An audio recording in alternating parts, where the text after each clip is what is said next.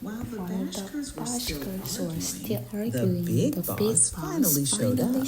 He was wearing this massive fox fur hat, and as soon as he arrived, everyone went dead silent and stood up. The interpreter whispered, "That's the chief."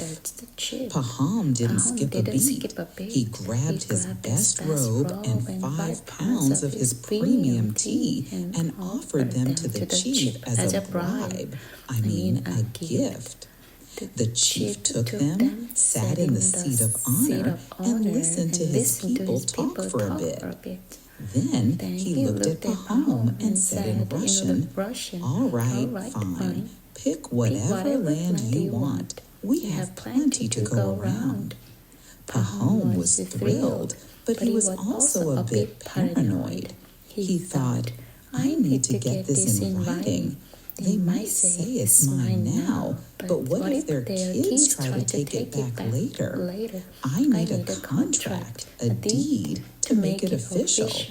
So he said to the chief, "I really appreciate your generosity. You have so much land, and I only need a little, but I feel much better if we could measure it and sign some papers. You know, life is unpredictable, and I want to make sure my ownership is set in stone." The chief actually agreed. He said, "You're right, we can do that. We even have a scribe here. We can go to town later and get everything officially stamped and sealed." Then Pahom asked the big question, "So what's the price?"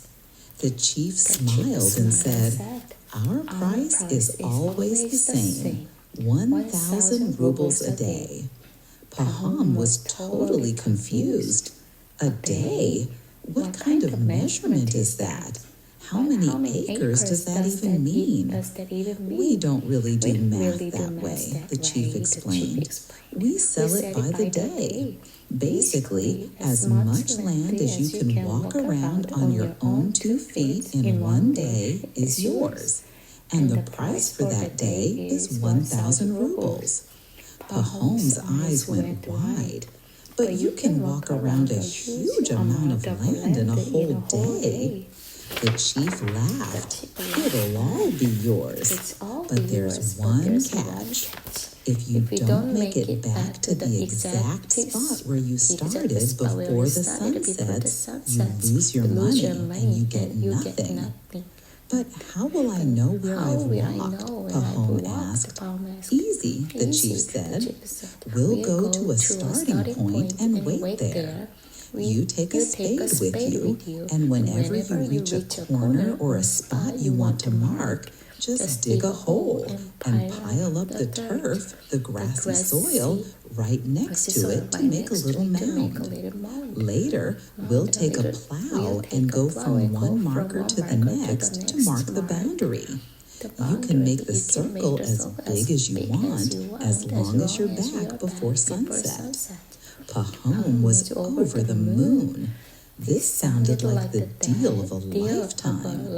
They celebrated with more mutton and tea, and they even gave Pahom a fancy feather bed to sleep on.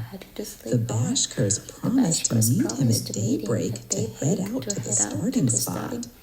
Pahom went to bed, probably dreaming of all the land he was going to walk into the next day. Pahom